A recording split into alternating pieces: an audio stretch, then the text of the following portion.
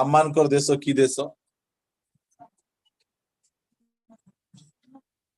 पुरुष प्रधान देश हाँ कि नहीं आममानकर परिवार आममानकर देश आममानकर समाज पुरुष प्रधान समाज मात्र पुरुष प्रधान समाज रे नारी मानकर जे केते शक्ति रही प्रभु आमको लिखि देइछन्ति बाइबल यह नारी माने मते जानिबार अछि आ पुरुष माने मते जानिबार अछि आम देशर गोटे सफल प्रधानमंत्री तांको ना कोन इंदिरा गांधी से जने नारी तांको स्वामी को ना कोन जाना नहीं जना नहीं हमको देखो से गोटे सफल प्रधानमंत्री केते सुंदर भाव रे देश को से शासन करुथिले ए प्रकार अनेक नारी गुड़िक रही अछंती आउ से प्रकार भाव रे हमें बाइबल रो हमें देखिबा जे नारी मानकर जो प्रकार शक्ति रही से शक्ति को देखिबा आउ प्रत्येक नारी मान को कहिबा पाई चाहे आपण माने दया करी निजर शक्तिर भूल व्यवहार करंतु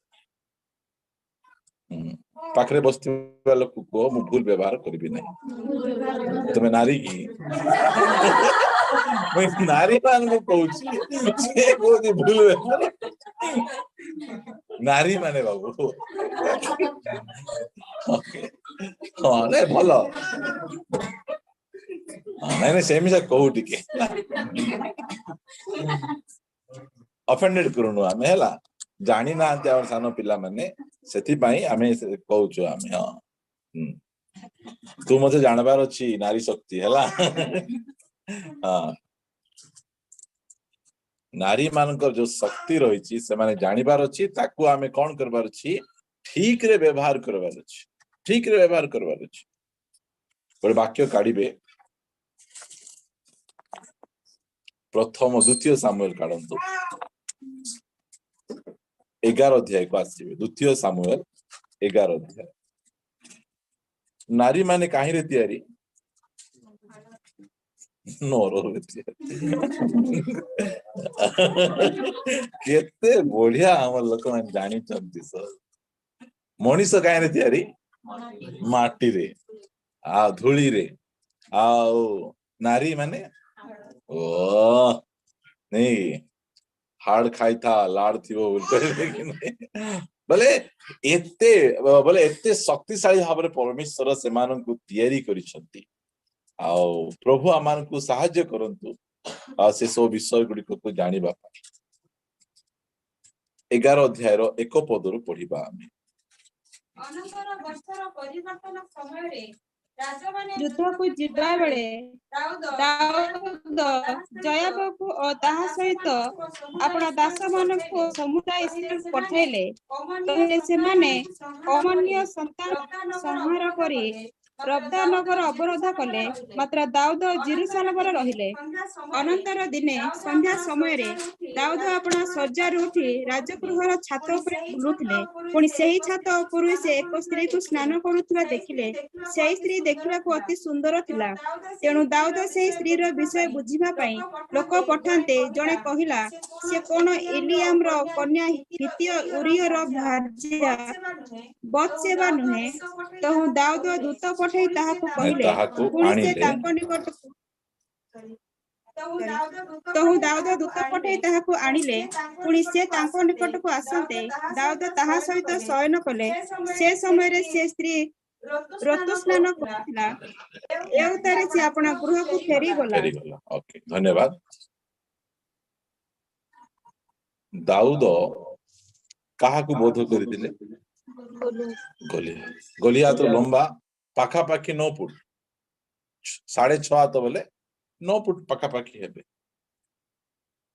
केमिति गोटे गुड़ी रे गोलियात को शेष नहीं खत्म कर दे हेले गोलियात बेसी शक्तिशाली ना बत्सेबा बेसी शक्तिशाली नहीं बत्सेबा रो केड़े बड़ मसल्स दिबो नहीं बत्सेबा गोटे नहीं सुरु नुनी परी गोटे पाथली सुंदरी झियो गोटे स्त्री लोकटा ଦାଉଦ ଯାଇ ଗଲିହାତ କୁ ସବୁ ଲୋକ ଡରବା ସମୟରେ ଦାଉଦ ଯାଇକିନା ଗଲିହାତ କୁ ଡରୁ ନାହିଁ, ଗଲିହାତ କୁ ଗୋଟେ ଗୁଡିରେ ମାରି ପକଉଛି। ମାତ୍ର ଯେଉଁ ସମୟରେ ବତ୍ସେବାର କଥା ଆସୁଛି, ବତ୍ସେବା କାହାକୁ ମାରୁଛି? ଦାଉଦଙ୍କୁ ମାରୁଛି। ଆମେ ଜାଣିବା ଆମେ ବତ୍ସେବା ଠାରୁ ଗଲିହାତ ବଳବାନ ନାହିଁ। ବଳବାନ କିଏ? ବତ୍ସେବା। ଆମେ ଗଲିହାତର ପ୍ରଚାର ବେଶୀ ଶୁଣିଛୁ। ଆମେ ଗଲିହାତ ଏମିତି ଥିଲା, ଦାଉଦ ତାକୁ ମାରିଦେଲା। ମାତ୍ର ଦାଉଦଙ୍କୁ ପରାଜୟ କିଏ କଲା? ବତ୍ସେବା। କେମିତି ଶକ୍ତି ନାରୀ ମାନଙ୍କର ଦେଖ। ଦାଉଦ ତାଙ୍କ ଜୀବନରେ ଗୋଟେ ମଧ୍ୟ ଯୁଦ୍ଧ ହାରି ନାହାନ୍ତି। ଯୋଉ ସ୍ଥାନକୁ ଗଲେ ଜୟ ହେଇକିନା ଆସିଲେ। ମାତ୍ର ଦାଉଦଙ୍କୁ କିଏ ହରଉଛି? ବତ୍ସେବା ହରେଇ ଦଉଛି। କାହିଁକି? ବତ୍ସେବା ପାଖରେ ଶକ୍ତି ରହିଛି, ଯାହାକୁ ଦୁନିଆରେ କେହି ହରେଇ ପାରୁନାହାନ୍ତି। ଗୋଟେ ପତଳା ଗୋଟେ ସ୍ତ୍ରୀ ଲୋକ ସେ କଣ କରୁଛି? ସେ ଦାଉଦଙ୍କୁ ପରାଜୟ କରୁଛି। କେଉଁ ବିଷୟ ଦାଉଦଙ୍କୁ ପରାଜୟ କଲା? ସୁନ୍ଦରତା। ସୁନ୍ଦରତା ନାରୀ ମାନଙ୍କର ଶକ୍ତି ଅଟେ। ବୁଝନ୍ତୁ, ସୁନ୍ଦରତା ନାରୀ ମାନଙ୍କର ଶକ୍ତି। ପ୍ରଭୁ ତାଙ୍କୁ ଏଇ ଶକ୍ତି ଦେଇଛନ୍ତି। ଆଉ ଏଇ ସୁନ୍ଦରତାକୁ ଆପଣ ମାନେ ଦୟାକରି ମିସ୍ ବ୍ୟବହାର କରନ୍ତୁ କରନ୍ତୁ। ଏଇ ଯୋଉ ବତ୍ସେବା କିଏ? ସେ ଧାଙ୍ଗିଡି ଝିଅ ନାହିଁ, ଜଣେକର ସ୍ତ୍ରୀ। ମାତ୍ର ଏତେ ସୁନ୍ଦର ଦାଉଦ ପରି ଗୋଟେ ମହାରାଜା ସେ ବତ୍ସେବାକୁ ଦେଖିଲା ପରେ ଅନ୍ଧ ହେଇଯାଉଛନ୍ତି, ପାଗଳ ହେଇଯାଉଛନ୍ତି। ଆଉ ସେ ଖବର ପଢୁ, କିଏ ଇଏ? ନାଇଁ ଅମୁକ ଅମୁକର ଝିଅ ଆଉ ଅମୁକର ଭାର୍ଯ୍ୟା। ହେଲେ ମଧ୍ୟ ନିଜକୁ ସେ ଅଟକେଇ ରଖି ପାରୁନାହାନ୍ତି। କାହିଁକି? ବତ୍ସେବାର ସୁନ୍ଦରତା କଣ କରିଛି? ଆକର୍ଷଣ କରିଛି ଦାଉଦଙ୍କୁ। ବୋଲେ ନାରୀ ମାନଙ୍କର ଶକ୍ତି କାହିଁରେ ଅଛି? ତାଙ୍କର ସୁନ୍ଦରତାରେ। ବୋଲେ ଆପଣ ମାନଙ୍କର ଶକ୍ତି ଏମିତି ରହିଛି ଯେ ଲୋକମାନଙ୍କୁ ନିଜ ଆଡକୁ ଏମିତି ଭାବରେ ଆକର୍ଷଣ କରିବେ। ଆଉ ଆଜିକାଲି ନିଜେ ନିଜେ ଆକର୍ଷଣୀୟ ହେଉଛନ୍ତି, ଏମିତି ସଜେଇ ହେଇକିନା ଆକର୍ଷଣ କରୁଛନ୍ତି। ଦାଉଦ ପରି ଲୋକମାନେ ମଧ୍ୟ ପଡି ଯାଉଛନ୍ତି। ସେଥିପାଇଁ ବାଇବଲରେ ଆଉ ଆମେ ପ୍ରଭୁଙ୍କର ଲୋକମାନେ ଆପଣ ମାନଙ୍କୁ ଶିକ୍ଷା ଦଉଛୁ, ନିଜର ସୁନ୍ଦରତାକୁ ଘୋଡେଇକିନା ରଖ। କେମିତି ଜାଗାରେ ଗାଧଉଛି? 2 ପଦ।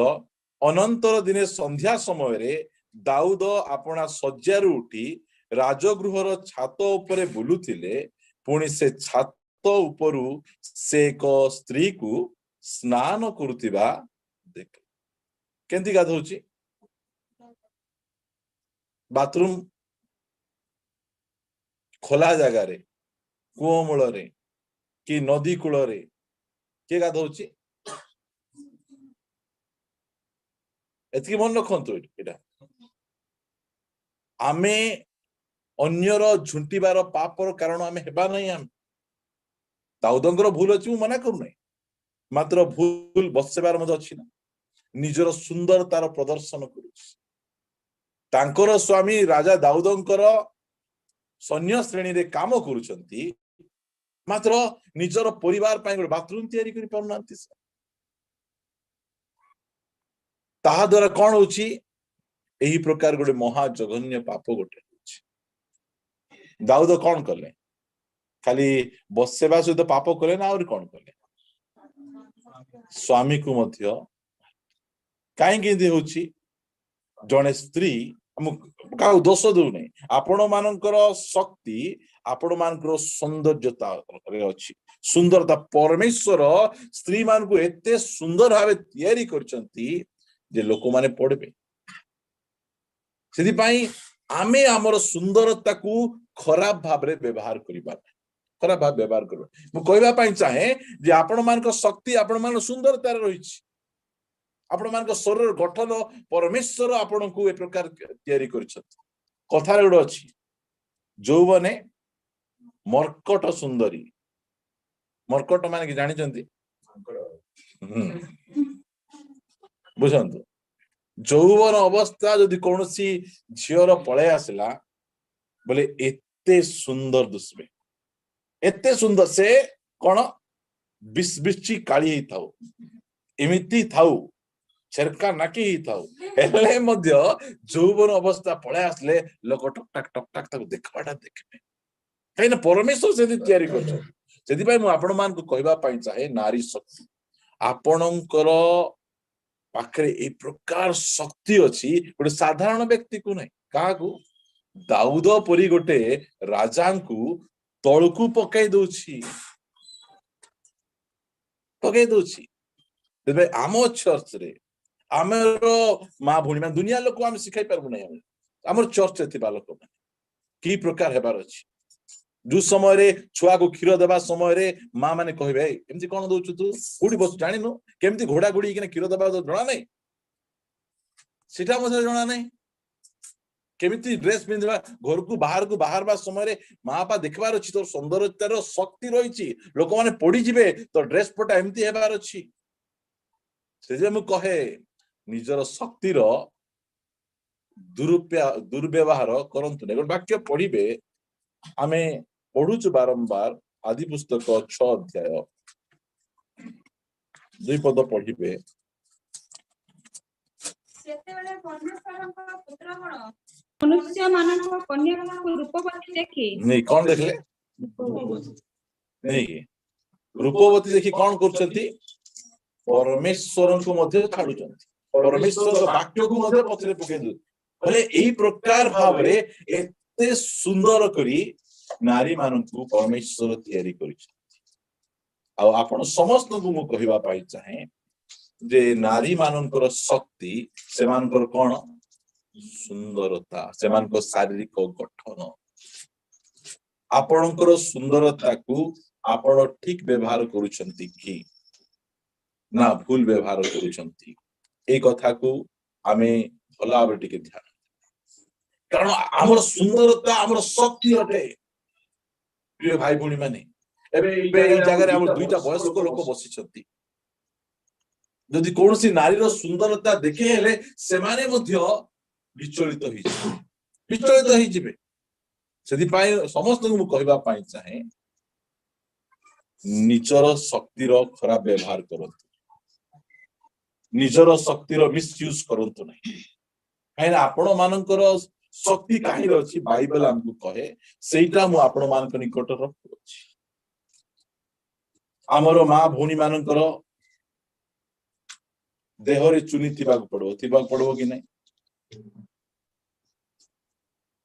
ମୁଣ୍ଡ ହଲାଉଛ, ତା ପଛେ ଯଦି ନ ରଖିଲ ବୋଲି କହିଲେ, ଗାଳି କଲା ପରେ କହିବେ, ଏ ଝିଅ ତୁ କାହିଁକି ଚୁନି ପିନ୍ଧିନୁ? ମଡର୍ଣ୍ଣ ହୁଅ ନାହିଁ ବେଶୀ, ନହେଲେ ନିଆଁ ସେକବାକୁ ଯିବି। ସେଥିପାଇଁ ମୁଁ କହିବାକୁ ଚାହେଁ, ଆମେ କଣ ସେଟା ଯୋଉ ଲେସ୍ ଯାକ ଅଛି ନା, ଚୁନି ଲେସ୍ ଡ୍ରେସ୍ ନେଇକି, ଫ୍ୟାଟଲେସ୍ ଫୁଡ ନେଇକି, ପ୍ରେୟରଲେସ୍ ଲାଇଫ, ଏ ସବୁ ଯାକ ବାହାର କରି ଲେସ୍ ଯାକ ବାହାର କରିଦେବା। ପରମେଶ୍ୱର ଆପଣ ମାନଙ୍କୁ ଯୋଉ ଶକ୍ତି ଦେଇଛନ୍ତି, ସେ ଶକ୍ତିର ମିସବ୍ୟବହାର କରନ୍ତୁ ନାହିଁ।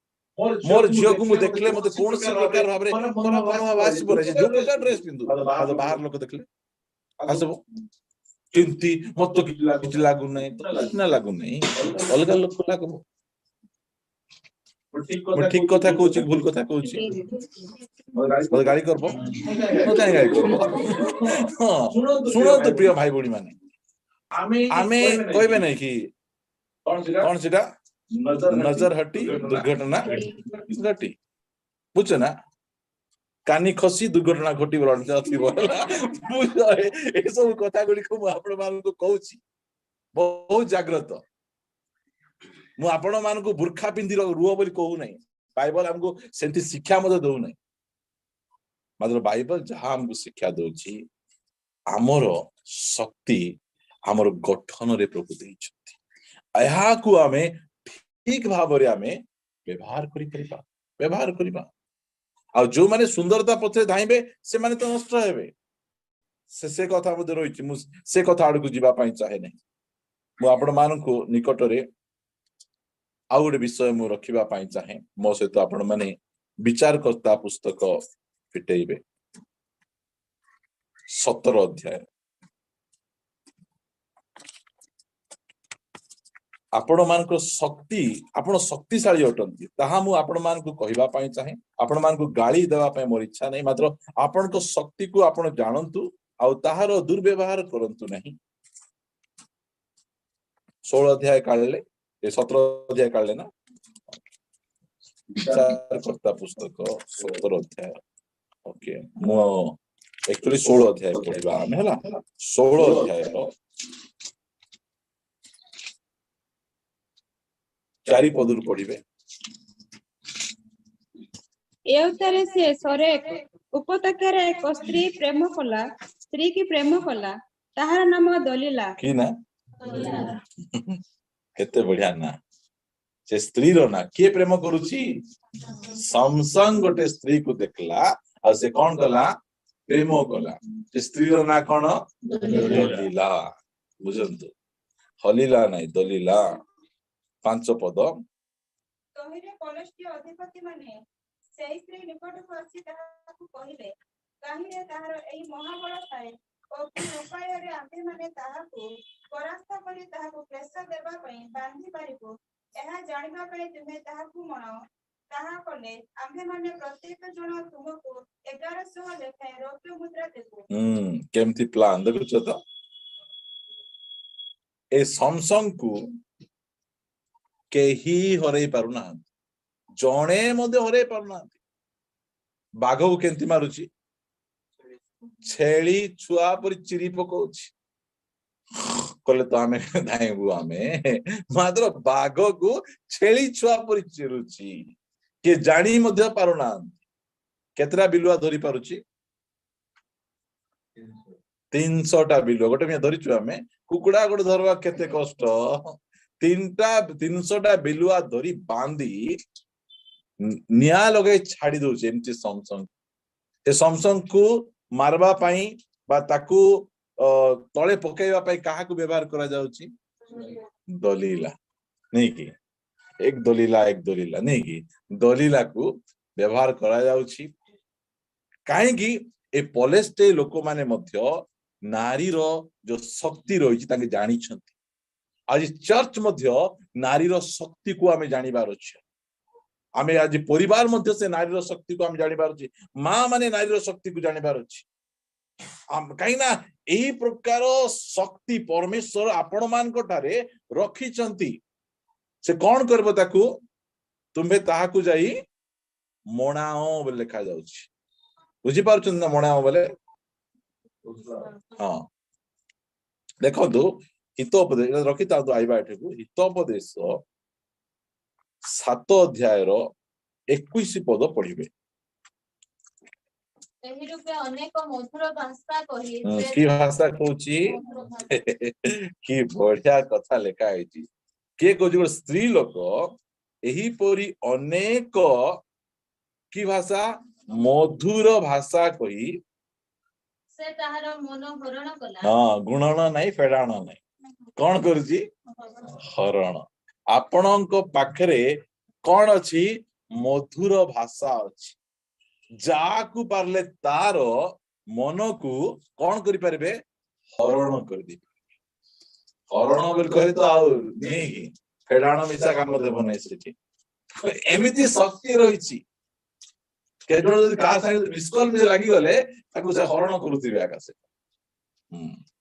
सुनंतु ए सब कथा सुनी कि ना डिस्कस जाउची एनकरेज लाउची बुझी पारुनी हम पाखरे तो शक्ति अछि पदे कथा से कौन कहूची एमिति कथा वार्ता करी मधुर कथा भाषा करी तार मन को कौन करूची हरण कला अष्टधर चाटुपादरे ताहाको ओटारी नेला माने देखो ए प्रकार मधुर भाषा को टाणुची काई रे दौड़ी रे ना गामछा रे ना काई रे से सब दरकार नहीं आपन पाखरे एते शक्ति रहिछि जे बलवान लोक को मध्य पदे मधुर कथा रे एमिति बांधी कि ना नहीं कि टिकदांसी ଦାଂସି ଛିଡ଼ିକ ଛାଡା କରିଦେଇ ପାରିବେ।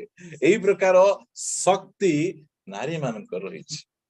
ଯଦି ଏଇଟା ଯଦି ସ୍ୱାମୀ ମାନଙ୍କ ପାଇଁ ବ୍ୟବହାର କରାଯିବ, ସେମାନେ କୋଉଠି ରହିବେ?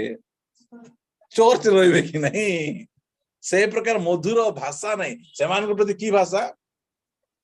କର୍କଟ ଭାଷା। ହଁ, କେତେ ବଢିଆ କହୁଛନ୍ତି, କର୍କଟ ଭାଷା। ବୁଝନ୍ତୁ, ଏତେ ସୁନ୍ଦର।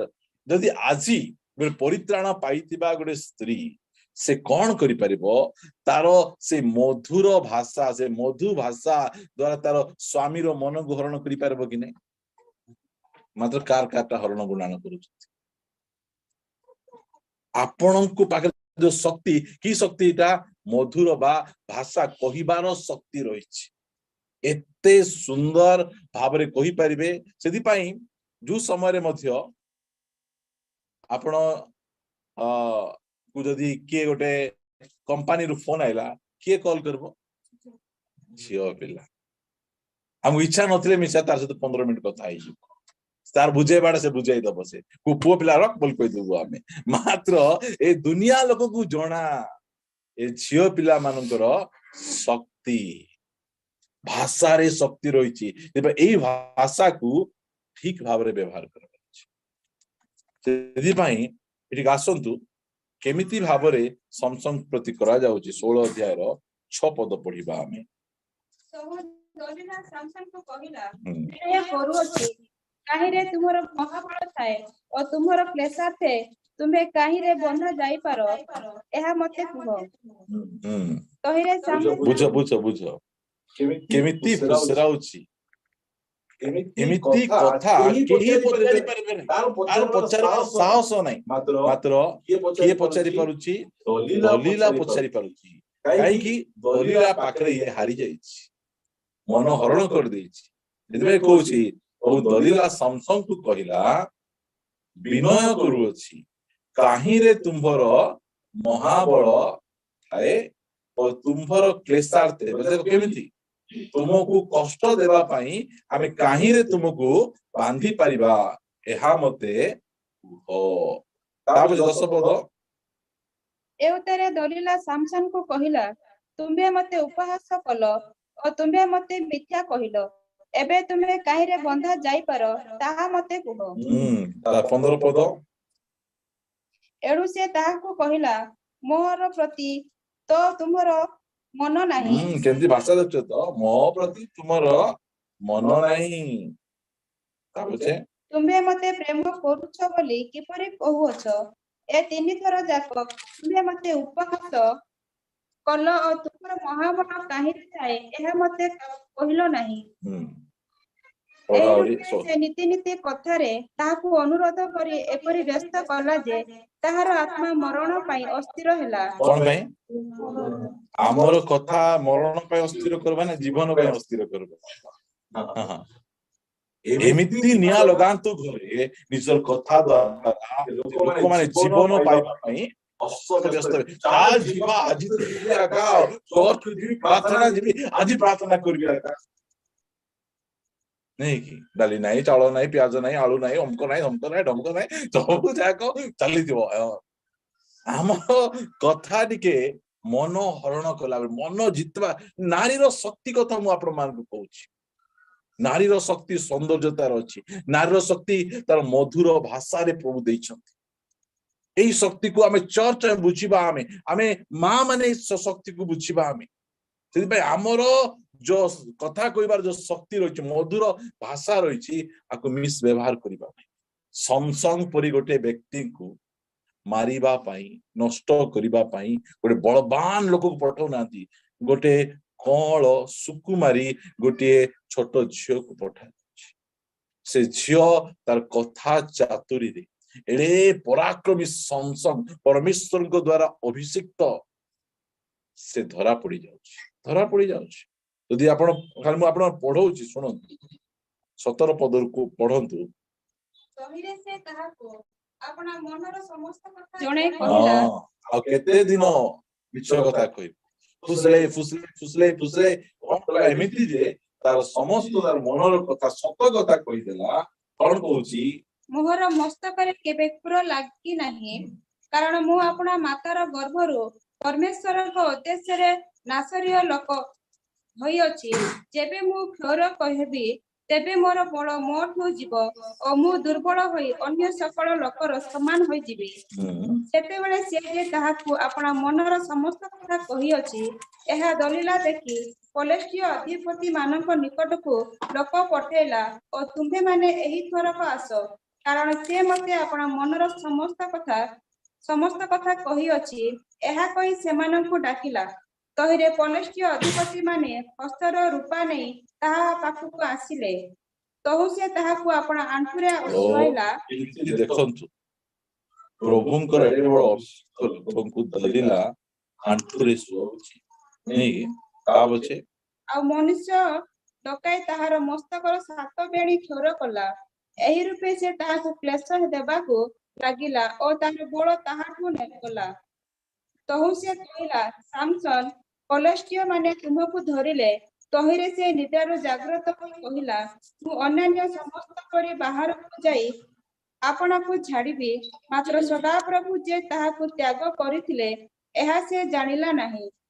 ଏ ଉତ୍ତାରେ ପଲେଷ୍ଟିୟ ମାନେ ତାହାକୁ ଧରି ତାହାର ଆଖି ଉପାଡ଼ି ପକାଇଲେ। ପୁଣି ତାହାକୁ ଘୋଷାକୁ ଆଣି 2 ପିତ୍ତଳ ବେଡିରେ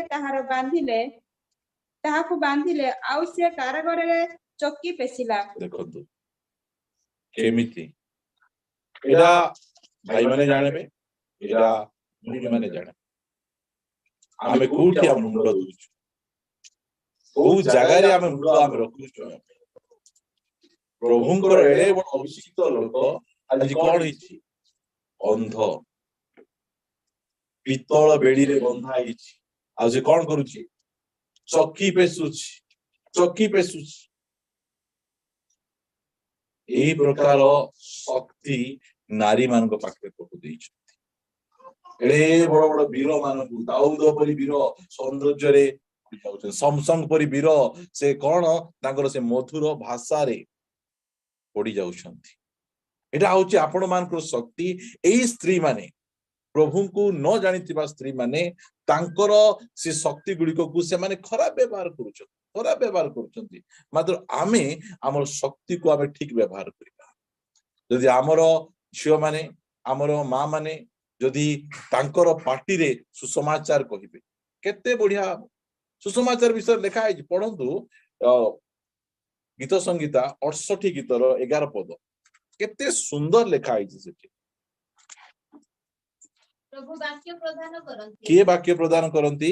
ପ୍ରଭୁ ବାକ୍ୟ ପ୍ରଦାନ, ସମସ୍ତଙ୍କୁ ପ୍ରଭୁ ବାକ୍ୟ ପ୍ରଦାନ କରନ୍ତି। ତା ପଛେ ଶୁଭବାର୍ତ୍ତା ପ୍ରଚାରିକା ସ୍ତ୍ରୀ ଗଣ ମହାବାହିନୀ ଅଟନ୍ତି। ପ୍ରେଜ୍ ଦ ଲର୍ଡ। କେମିତି ଶୁଭ ବାର୍ତ୍ତା ପ୍ରଚାରକାରିଣୀ ସ୍ତ୍ରୀ ମାନେ କେମିତି ଅଟନ୍ତି? ଖାଲି ବାହିନୀ ନାହିଁ, ମହାବାହିନୀ ଅଟନ୍ତି। ସେମାନଙ୍କ ପାର୍ଟିରେ ସେମାନେ କଣ କରୁଛନ୍ତି? ମୁଖରେ ଶୁଭ ବାର୍ତ୍ତା ପ୍ରଚାର କରୁ, ଅଶୁଭ ବାର୍ତ୍ତା ପ୍ରଚାର କାହାକୁ ଫୁସଲାଉ ନାହାନ୍ତି, କାହାକୁ କଳରେ ଶୁଏଇକିନା ଚୁଟି କାଟୁ ନାହାନ୍ତି। ଏମାନେ ଶୁଭ ବାର୍ତ୍ତା ପ୍ରଚାର କରୁ। ସେଥିପାଇଁ ମୁଁ କହିବା ପାଇଁ ଚାହେଁ, ଗୋଟେ ସ୍ତ୍ରୀ ଯଦି ପରିତ୍ରାଣ ପାଇଦେଲା, ସେ କଣ କରିବ? ଅଳ୍ପ ସମୟ ଭିତରେ ନିଜ ସ୍ୱାମୀକୁ ସେ ଲାଭ କରିଦେଇପାରେ। ଆଜି ଅନେକ ସ୍ତ୍ରୀ ମାନେ ପରିତ୍ରାଣ ପାଇନାହାନ୍ତି, ବର୍ଷ ବର୍ଷ ଧରି ତାଙ୍କର ସ୍ୱାମୀ ମାନଙ୍କୁ ସେମାନେ ଲାଭ କରିପାରୁନାହାନ୍ତି। ମାତ୍ର କେତେ ଦିନ, ଅଳ୍ପ ଦିନ ଭିତରେ ଏଇ ଦଲିଲା ସମସନକୁ ଖତମ କରିଦେଲା, ଲଣ୍ଡା କରିଦେଲା, ଚକି ପିସବା ପାଇଁ ପଠେଇଦେଲା। ଜାଣନ୍ତୁ, କାହା ସାଙ୍ଗେ କଥାବାର୍ତ୍ତା ହେଲା ବେଳେ ଏ ଯୋଉ କଥାରେ ପ୍ରଭୁ ଶକ୍ତି ଦେଇଛନ୍ତି। ଆଗ ମୁଁ ପ୍ରଭୁଙ୍କ ବିଷୟରେ କହିବି, ଠିକ କଥା କହିବି, ଆଉ ଜୀବନ ବଦଳିଯିବ। ଭୁଲ କଥା କହିବି, ଆଉ ଜୀବନ ବର୍ବାଦ। ମୁଁ ଖରାପ ଡ୍ରେସ ପିନ୍ଧିବି ଆଉ ଜୀବନ ନଷ୍ଟ ହେଇଯିବ, ମୁଁ ଭଲ ଡ୍ରେସ ପିନ୍ଧିବି ତାହେଲେ ଆଉ ଜୀବନ ଭଲ ହବ। ଏଇଟା ଯାକ ଆମେ ଜାଣିବା। ଆମେ ପ୍ରିୟ ଭାଇ ଭଉଣୀ ମାନେ, ନାରୀ ପାଖରେ ପ୍ରଭୁ ଶକ୍ତି ଦେଇଛନ୍ତି। ସେ ଶକ୍ତିକୁ ଆମେ ଚିହ୍ନିବା, ଆମେ ଆଉ ତାହାକୁ ଠିକରେ ବ୍ୟବହାର କରିବା। ଆମେ ଆଉ ଗୋଟେ ନାରୀ ବିଷୟରେ ମୁଁ କହିବି ଆପଣ ମାନେ। ଆସନ୍ତୁ ପ୍ରଥମ ରାଜାବଳୀ 19 ଅଧ୍ୟାୟ 1 ପଦରୁ ପଢିବେ। ଅନନ୍ତର ଆହାବ ଏଲିଆଙ୍କର ସମସ୍ତ କର୍ମର ବୃତ୍ତାନ୍ତ ଓ ସେ କିପରି ଖଡ୍ଗରେ ସମସ୍ତ ଭବିଷ୍ୟତ ବକ୍ତାକୁ ବଧ କରିଥିଲେ ସେ ମାଇକଟା ବନ୍ଦ ଅଛି କି ଖୋଲା ଅଛି? दीदीरा माइक खोलले केमती हबो डबल साउंड होची ना था बंद होला सेटा हां बंद होला जदि किछि प्रॉब्लम हेबो आमानकर नेट रे ताहले मेसेज कोले जानी हेबो नै टिके दया करी आपण माने माइक ऑन करी कि ना आपण माने कहिले हम माने जानी परबा हमें धन्यवाद हां हां पढंतु अनंतर एलियंकर कृत समस्त कर्मर वृत्तांत और से किपरि खड्गरे समस्त भविष्यत वक्तांको बोध करिथिले एहा इसेबेल को जणाइले तहिरे इसेबेल एलियंकर निकटको दूत पठाई एही कथा कहिला प्राय काली एही समय को जेबे मु तुम प्राण को सेमानक जनकर प्राण त्यक्त न करे तेबे देवता माने मते सेही दंड मध्य तहिरो अधिक दियंतु तो एलियो एहा देखि अपना प्राण सकाशे उठी जाई जेहुदार बेर सेबारे उपस्थित हेले और सेठारे अपना दास को छाड़िले मात्र से आपे प्रांतर भीतर को दिन कर पथ जाई एक रतम वृक्ष मूलरे उपस्थित होई बसिले और अपना मृत्यु प्रार्थना करी कहिले यथेष्ट हेलाणी एबे हे सदा प्रभु मोर प्राण निय कारण मु अपना पूर्व पुरुष मानक ठारू फल बुझे एलियो किए गोटे बड़ भविष्यत वक्ता केते जण बाल रो पुजारी मान को बोध करिसंती 450 बाल रो पुजारी को बोध करिसंती मात्र आंको किए डरउची से गोटे नारी एमिति धमकाइले जे एलियो डरी किना धाउचंती निज मृत्यु प्रार्थना करूचंती सुनंतु नारी मानकर शक्ति की प्रकार भाव रही से कथा गुड़ी को बुझीबा आमे आउ आमर शक्ति को आमे ठीक भाव में व्यवहार करिबा या प्रभु चाहन कारण एलियो परी एते बड़ भविष्यत वक्ता गोटे जिजेबेल परी गोटे नारी को डरुची आपण भाबे मोर कथारे किए डरी पार मोर कथारे कौन शक्ति रही मोर कथारे कौन सामर्थ्य रही मात्र ये लिखा है से आहाब राजा को डरू नांती मात्र जिजेबेल को डरुची कहले मु तुमको जीवन रे मारी देबी से समय रे एलियो डरी किना से धाउचंती आ लुचुचंती मृत्यु प्रार्थना करूचंती आमे नारी मानकर शक्ति को आमे देखु परमेश्वर सेमान को केते सुंदर भाव रे शक्ति युक्त सामर्थ्य युक्त सेमान को करिसंती आमे से कथा आमे देखु बागु को बढ़ी भी आपण मान को कहिबा पई चाहे नेहिमिया पुस्तक अनेक कथा नारी मान को विषय रे कहि हेबो नेहिमिया पुस्तक ताहार 3 अध्याय 12 पद पढ़िबे ताहा निकटरे जेरुसालेम प्रवेशर अर्धभागर अध्यक्ष हलहेसर पुत्र सल्मु और ताहार कन्या माने जीर्ण संस्कार कले जीर्ण संस्कार किए कले कन्या माने बोले कौन जो प्राचीर भांगी जाइछि जीर्ण संस्कार माने कौन रिपेयर अनेक पुओ पिला माने अछंती करूछन मतलब एई जगह रे पर्टिकुलर लेखा जाउछि सलुमर और ताहार कन्या माने कौन करूछंती जीर्ण संस्कार मु तो दुर्बल मु कौन करि परबी मोर दे कौन हेई परिबो मु ए प्रकार करि परबी कि आमे से सब भाबुछु मतलब नगेंद्र जना कहउतिले मां माने ए बाइबल को मां मानकर एंगल रे टिके पढे मां माने स्त्री मानकर एंगल रे टिके पढबे बाइबल एते विषय मां मानकर विषय रे ए बाइबल रे लिखा है समस्त को घरे ओहो आम घरे तो पुओ पिला के नहांती झियो पिला का अछंती एंती कहि कि ना ए सल्लुमर कन्या माने बसी रहले नै माई बाबा जीवा आमे मध्ये अछु समस्त दल मंदिर तयारी करूचंती आमे काई पछे रहबु आमे मध्ये जीवु मंदिर प्राचीर आमे तयारी करिवु आमे झियो पिला आले कोनला परमेश्वर हमु से शक्ति दैचंती से सामर्थ्य दैचंती यदि पाए लेखा जाउची से मानकर कन्या माने कोन करूचंती रिपेयर काम करूचंती जीर्ण संस्कार करूचंती केते सामर्थ्य केते शक्तिशाली माने अटंती आमे मध्ये पछे रहबा नै यार अर्थ नै जे मु कागो पुरुष मान को डोमिनेट करो बोली मु कहू नै मात्र मोर कहबाडा परमेश्वर से शक्ति दैचंती करबा पाई सामर्थ्य दैचंती जीर्ण संस्कार आपण मध्य करि परिबे आपणकर परिवार रे जहा भांगी जाईची आपणक मंडली रे जहा भांगी जाईची आपणक समाज रे जहा भांगी जाईची ताकू निर्माण करिवा पय परमेश्वर आपण मानको सामर्थ देइचंती केवल ठिया हेबार अछि खाली आसी बसी टरटर किरकिरले हेबो नै आमान को ठिया ही परमेश्वर काम को मु तो झियो पिला अठे मो दे कोन हेबो हां हमरो लेखा है पढ़ो यात्रा पुस्तक आसबे 1 अध्याय 19 पद पढ़िबा हम यात्रा पुस्तक गंडगोल लागो नै समान पढ़ो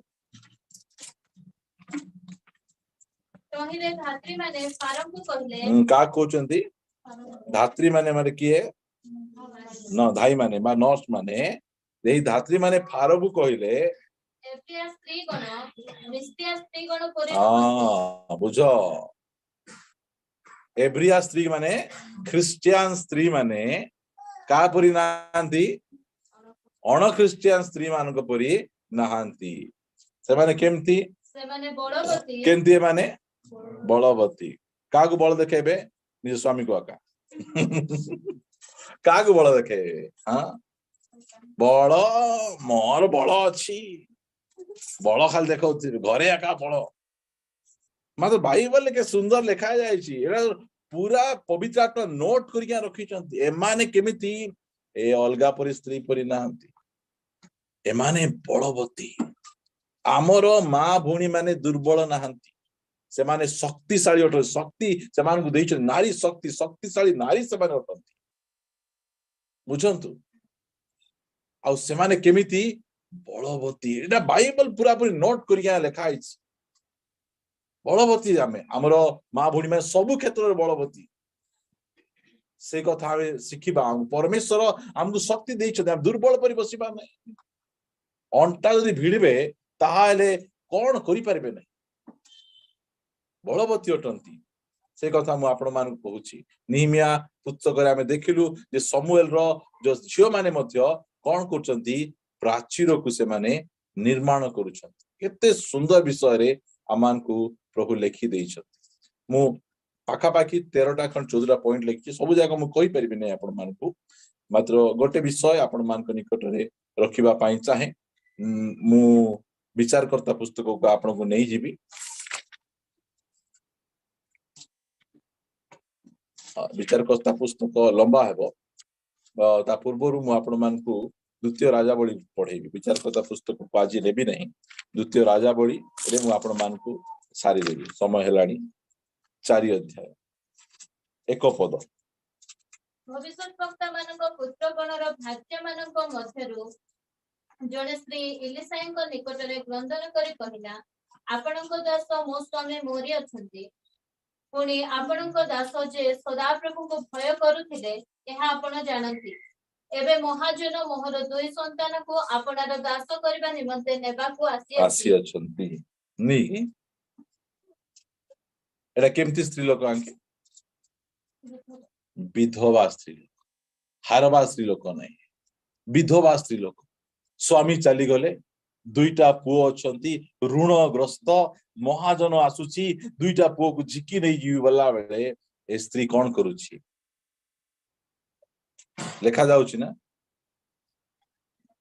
भविष्यत वक्ता मानकर पुत्र गणर भाज्या मानक मध्यरु जने स्त्री ना कोन लेखा नै इलिसायଙ୍କ निकटरे क्रंदन करी आपन को शक्ति कुठी अछि लुहरे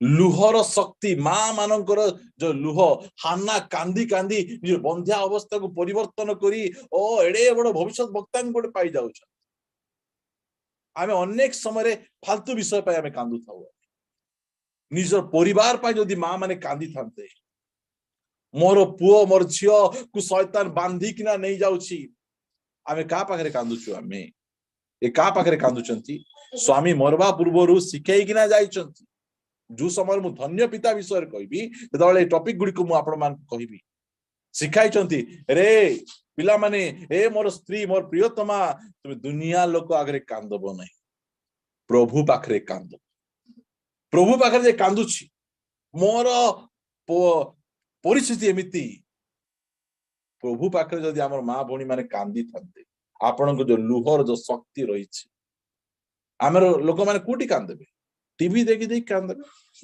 हाँ किटा न देले कांदेबे माँ घर को छाड़ू नहीं बोली कांदेबे ए साड़ी आनी देले नहीं बोली कांदेबे हाँ ए कांदर की फायदा एटा ए कांद स्वामी मिला परिवर्तन करि परबो नै निजे परिस्थिति केंति पजाउ देखंतु ऋणग्रस्त फैमिली ऋणग्रस्त कि नै माने एते ऋण लागि चंती महाजन आसी पिला मन को झिकी नेला बेले ये कोन करूची प्रभुंक निकटरे कांदुची लुहर शक्ति अश्रुर शक्ति गीत संता लेखा गला जे से अमान को लुह गुड़िक को पात्र रे रखुचंती बोली लेखा जाउछ तार पात्र रहिछि तार जा स्थान रहिछि से लुह गुड़िक रखुछ आछि जदि माँ माने तांकर लुह को ठीक भाव रे गढेबे कारण माँ माने शीघ्र कांदबे कि बापा माने शीघ्र कांदबे माँ शीघ्र से आखिरे लुह पड़ा पदे प्रार्थना करो बिल्कुल कौन कहू कहू कांदी पकेबे से लेखा जाउची से जाई कि ना भविष्य वक्तागण निकट जाई कि ना कांदुची एमिति परिस्थिति मो घरे किछि नाही महाजन आसुची मोर पुओ को नहीं जीवो मो झियो को नहीं जीवो एमिति करूची मु केमिति चलबी मु विधवा स्त्री लोक अटे प्रेज गॉड उचित लोक पाखरे जाई कांदुची उचित स्थान रे निज लुह को बडो आपण मान को जो शक्ति प्रभु देइछंती से शक्ति को जानिबा नारी रो शक्ति काई रे अछि सुंदरता रे अछि काई रे अछि कथा रे अछि काई रे अछि तांकर जो इजेबेल परि रूप रे अछि काई रे अछि तांकर लुह रे से शक्ति रहिछि एमिति करी जो स्वामी बंचितिबा समय रे जो ऋण सुझी पारला नहीं स्वामी मरी गला परे मध्य स्त्री ऋण सुझी निज परिवार को प्रतिपोषण केते बड़ विश्वास सेटा माँ माने आपण मान कहबा पाई चाहे आपण को लुह रे शक्ति रहिछि से लुह को बेकार बेकार बुआंतु नहीं परमेश्वर को निकट टिके आंटू मारी किना टिके कांदंतु आज मो स्वामी प्रभु बाटरे नाहंती आज मो पिला माने प्रभु बाटरे नाहंती आज मोर परिवार रो परिस्थिति ठीक नहीं प्रभु को निकट रे कांदंतु से परिस्थिति को बदले से प्रकार परमेश्वर अटंती प्रिय भाई बहन माने सेटा मु आपण मान को निकट रे रखिबा पाई चाहे कहबा पाई चाहे ए स्टोरी सब आपण माने पढिचंती की प्रकार भाबे तांगर कोन थिला अल्प टिके तैल थिला मात्र एते परिमाण रे तैल भर्ती हेची बिकले ऋण सुझिले ता पछे निज परिवार रो प्रतिपोषण आमे कांदीछु मात्र प्रभु को निकट रे आमे कांदी समय एटा यदि आम परिवार रो परिस्थिति बदलू ताले माँ भौणी माने आपण मानक लुहरे से शक्ति रही अन्यर मनुष्यर हृदय रे परमेश्वर को हृदय मध्य तळे आमे केबे कांदीछु लास्ट टाइम आमे केबे आमे कांदीछु प्रभु को निकट केबे आमे लुह झरे प्रिय भाई भौणी माने सेटा आमे जानिबा आमे आगु बढ़ेवा पाई चाहे नहीं एतिके मु रखिबा पाई चाहे आपण मान को निकट रे जे प्रभु सुजोग देले आशा दिन मान करे मध्य मु एही नारी शक्ति विषय आपण मान को कहिबी जहा द्वारा कि आमे उपकृत हेबा निजर सौंदर्य को आमे जानिबा सुंदरता रे शक्ति रहिछि निज भाषा रे शक्ति रहिछि प्रिय भाई भौणी माने आ निजर अश्रु रे मध्य प्रभु आमान को शक्ति दैछथि आपण माने मध्य प्राचीर को निर्माण करि परिबे गढ़ी परिबे अनेक कथा प्रभु आमान को कहउछथि चक्षु बंद करिबा आमे गोटे फैमिली प्रेयर रे आसीछु हमर शक्ति आज दुनिया रो माँ भौणी माने तांकर सौंदर्य रो खराब व्यवहार करूछ तांकर भाषा रो खराब व्यवहार करूछ तांकर लुह रो खराब व्यवहार करूछ तांकर शक्ति रो खराब व्यवहार करूछ मात्र प्रभु आमान को जणाई छंती दुनिया लोक शक्ति जानी ताको ठीक रे व्यवहार करू नाहंती मात्र आमे हमरो माँ भौणी माने आपण मान को अनुरोध करिबा पाई चाहे आपणकर शक्ति लोक मान नष्ट न करू लोक मान गठन करू आपण परिवार को गठन करू समाज को गठन करू मंडली को गठन करू यह मोर अनुरोध से नारी शक्ति नारी बा नारीर शक्ति विषय में आपण मान कही फांका कथा नुहे निराट सत्य कथा अटे से आम सावधान होगा निज को प्रभु ठारे आम रखा आम प्रभु आमान को नारी करी गठन करी भूल करी नहांती आम पाखरे से अपार शक्ति देइछंती पवित्र आत्मा को साहाय्यकारी कहिसंती और आपण मान को मध्य साहाय्यकारी कहिसंती से मध्य पराक्लिष्ट अटंती आपण मध्य पराक्लिष्ट अटंती पवित्र आत्मा शक्तिर आत्मा अटंती आपण माने शक्तिर नारी अटंती आपणकर शक्ति को आपण को परिवार को तैयारी करिवा पाए पुओ झियो को तैयारी करिवा पाए समाज को तैयारी करिवा पाए मंडली को तैयारी करिवा पाए आपण को शक्ति को व्यवहार करंतु यह हमर अनुरोध प्रिय भाई भणी माने आसंतु प्रभु निकट समर्पण हेबा शक्ति को आम जानी नथिलु मात्र से आमान को जणाइछंती धन्यवाद राजा प्रार्थना करिबा पदे मंगलमय पवित्र बापा मु तुम धन्यवाद करे तुम्हें आमान को अति सुंदर भावरे कथा कहिछ आमर माँ भूणी माने बा नारीर शक्ति विषय तुम्हें कहिछ आ ए शक्ति जे प्रकार प्रभु आम परिवार मंगल निमंते माँ भूणी माने व्यवहार करि परिबे मंडलीर मंगल निमंते समाजर मंगल निमंते व्यवहार करि परिबे दया करि सहाय्य करो मु धन्यवाद दूची तुम्हें आमान सहित कथबार्ता हेछ आमान को तुम वाक्य प्रभु तुम्हें आमान को निकट रे खोलु अछ सेति पाई मु तुमर गौरव प्रशंसा करे एही प्रकार भाव रे